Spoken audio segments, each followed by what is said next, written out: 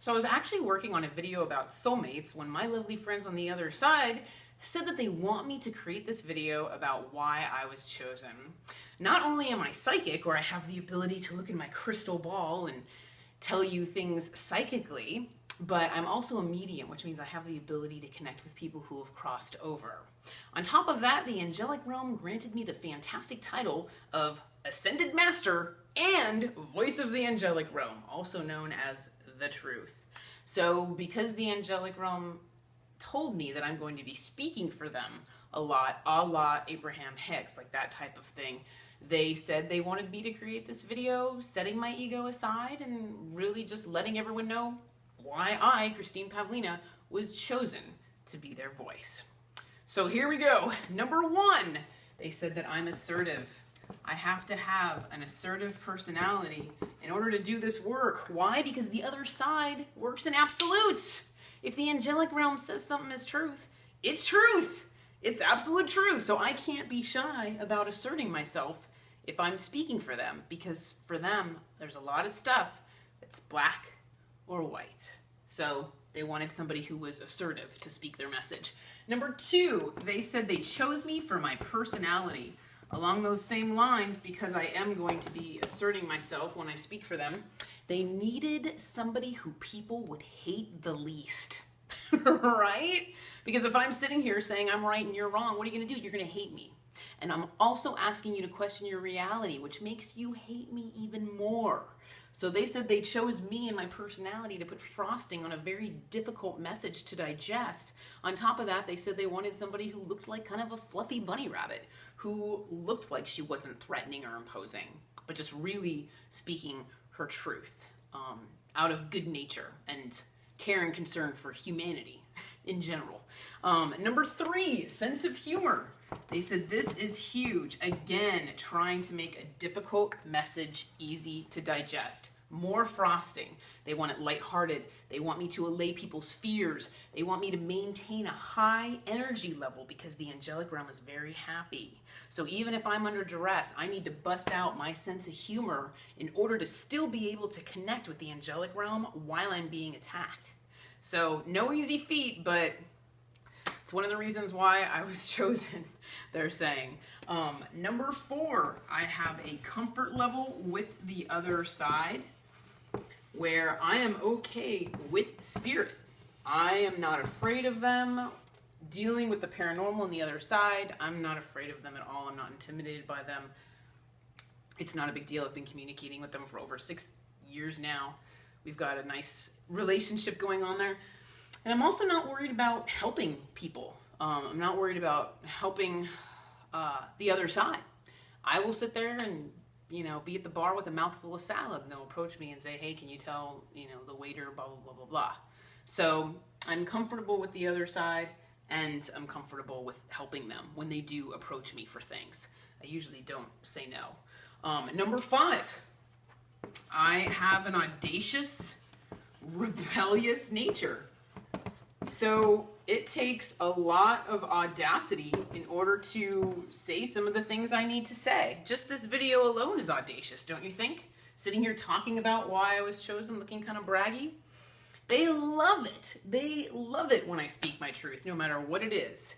So they want me to poke skeptics. They don't want me walking away from skeptics. They want me to ask the difficult questions to them, to make them question their reality, if only for 5 minutes.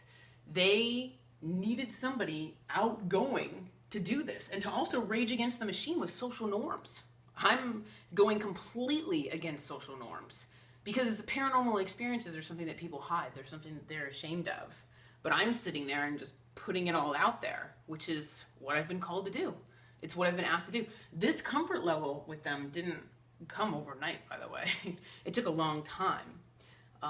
But eventually I got there. It just took some mental shifts.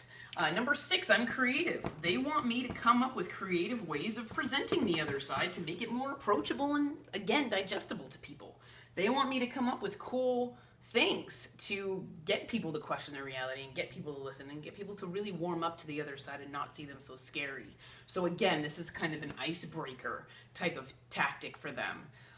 They wanted me to present everything to you guys with a different perspective And then number 7, they're saying that I'm psychologically and philosophically savvy. I got A's in psychology and philosophy in college. Yay! I was a psych minor, as a matter of fact. But I need to talk about subject matter that I'm interested in. I have to be interested in what I'm talking about. So since I consider myself to be the paranormal version of Dr. Phil, right, because I really like talking about soulmates and relationships and whatever, they said they needed somebody that was emotionally intelligent, somebody that just kind of gets it. And again, interested in the subject matter that I'm addressing. I, Christine Pavlina, have to be interested in what I'm talking about in order to be pursuing heart-focused work in this arena. And then number 9, experience. They need to pull from my database during readings, etc. They need to have me relate to my congregation, so I can't sit here acting like Little Miss Perfect. I have a past just like everybody else. So they have brought people and opportunities and situations onto my path so that I can relate to everyone else. I'm not above everybody by any means. You know, I've suffered the slings and arrows of outrageous fortune just like everybody else. So they wanted me to be able to understand people's pain and really pull from my database. You know, I've suffered from anxiety and depression, alcohol, dependence, codependence, weight loss, weight gain, you name it. So I come across as, more compassionate in readings because I've been there. So I can relate to everybody in that respect. And then number 10, they're saying blind faith.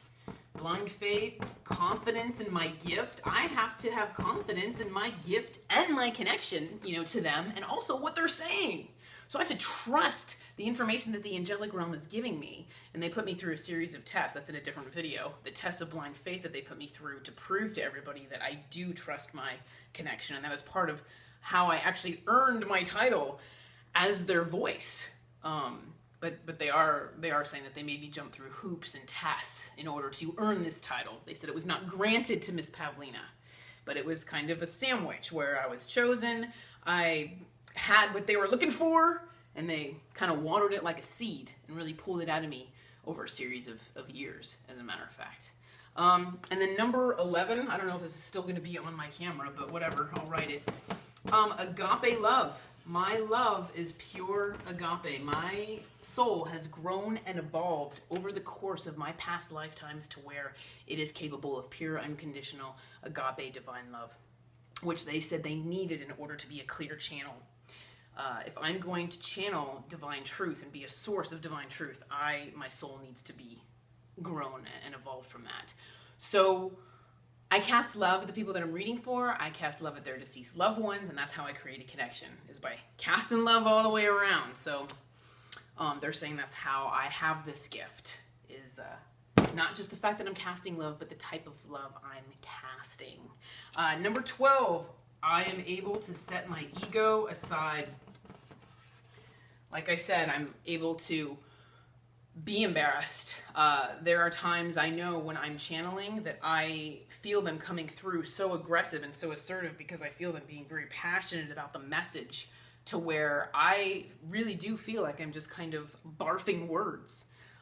It's got to come out. And I do feel a lot of times where it's like, Christine, this has to come out. Just get out of the way. They're starting to talk through me more and more like that, where they are asking me to step aside in readings and they're just addressing the person directly. The angelic realm is addressing the person I'm reading for directly. So I do feel this calling where it's like, okay, we're using you as a vessel. So they are relying on me more in that arena. Another reason they asked me to create this video, that's all the points I wanted to bring up. Another reason they asked me to create this video is for closet intuitives. They want you to come out of the closet. They want you to come out of the darkness and shine your light with pride. Because what they're trying to tell you by all this is that you were chosen for a reason. You were given this gift for a reason, and it's nothing to be ashamed or embarrassed about. They said they know that life is tough as an intuitive, but they want you to see your gift as special and a blessing as opposed to a curse. And realize that you were chosen for a reason, and that's beautiful. So Raise your freak flag and wave it with pride. In the meantime, take care and be well. Thank you.